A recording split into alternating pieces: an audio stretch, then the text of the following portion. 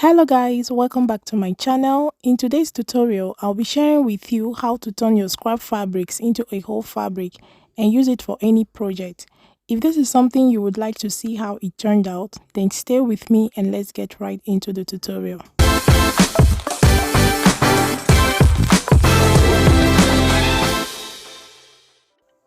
For this tutorial, I'm working with this portion of scraps, some black tulle or net. I have selected the colors that will blend well with the black tulle. So depending on the color that are more prominent on your scraps, determines the color of tulle or net to be used. I will go ahead and cut these scraps into smaller pieces using my scissors or rotary cutter.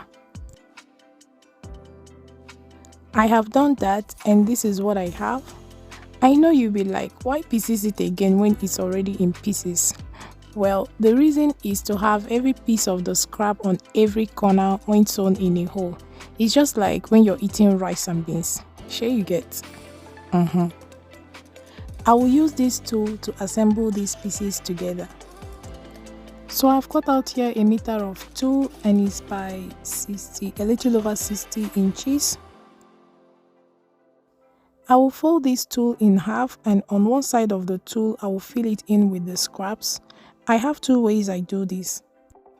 The first way is to just scatter the scraps on the tulle as I'm showing you, making sure to fill every corner of the tulle with the scraps and also ensuring that there are no squeeze or folded fabric as this may cause bulkiness on some parts. This method works, but I really don't like to use it because I won't have a right and wrong side on the fabric. Another reason is some part on the fabric might be thicker than the others as the scraps are not spread uniformly. Other than this is the quickest method. I'll be sewing this up for this method and the second method that I'll be showing you guys shortly. Once you're happy with the way the pattern turned out, you cover it with the other side of the tulle and go ahead and run your stitches. For the second method, I have already laid my tulle and shed it in half. On half of the tulle, I'm placing the scraps one after the other with the wrong side of each scraps facing down. With this method, I have control over how thick or thin I want the fabric to be. I'm able to have a right and wrong side on the fabric. There are no bulkiness on any sides as the scraps are shed uniformly. So I'll go ahead and fill up the rest of the tulle with the scraps.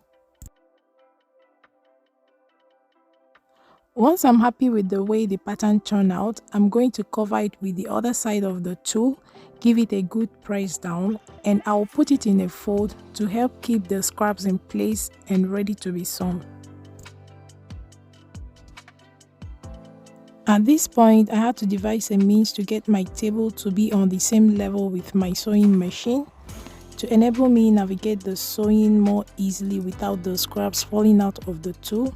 So I use this box of puzzles and books to raise the platform of my table to be on the same level with the sewing machine. I'm going to start by sewing close the sides to secure the scraps inside the tulle. So I'll fold it lengthwise and I'll fold it again widthwise. This is to help keep the scraps in place and prevent them from falling out while sewing.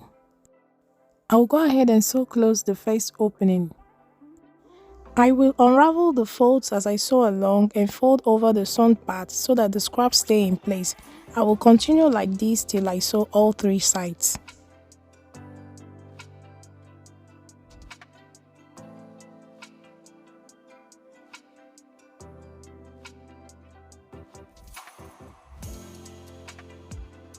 The first opening has been sewn. I will go on and sew the second opening and I will let you watch through. For those that have an industrial sewing machine or any sewing machine with the table of their machine on the same level as their sewing machine, this will be very easy for you to navigate. But for anyone with a similar sewing machine as mine, you must not skip this part. Your table and sewing machine must be on the same level to help the scraps stay in place inside the tulle.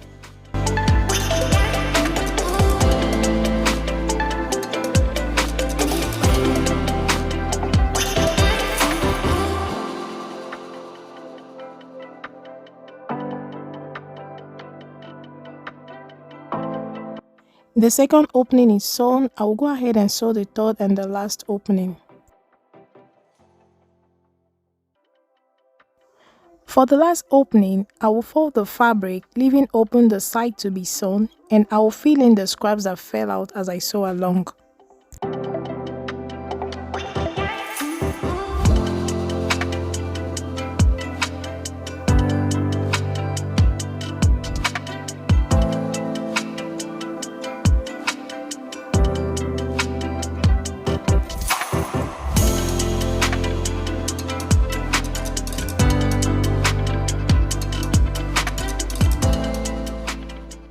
Now that all three openings has been sewn closed, I will run stitches on the scraps to hold them in place.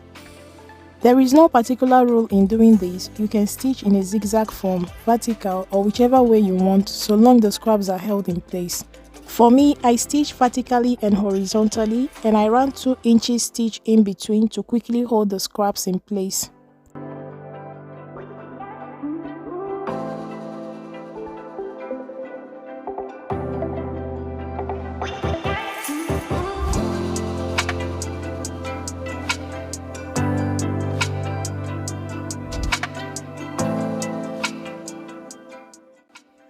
My scraps has been beautifully secured with the first stitches and the fabric is already fabricking. I will go ahead and run the second stitches to properly secure it. This is the first one I did with scattering the scraps on the tool like I earlier showed in the tutorial. You can see the way I ran the stitches. That is exactly what I'll be doing on this second one. So I'll quickly do that and I'll show you guys.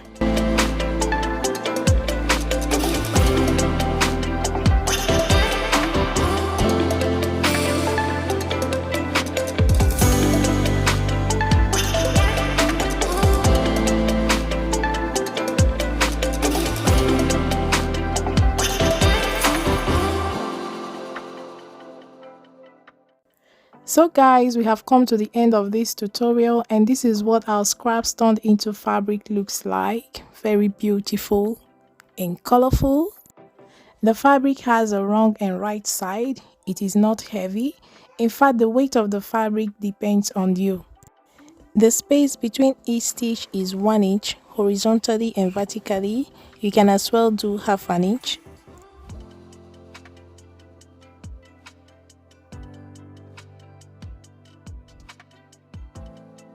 If you'd like to see what I made from these, make sure you're subscribed to the channel. And if you find this video helpful, do not forget to give the video a thumbs up, comment, share, and I'll see you guys in my next one. A bientôt!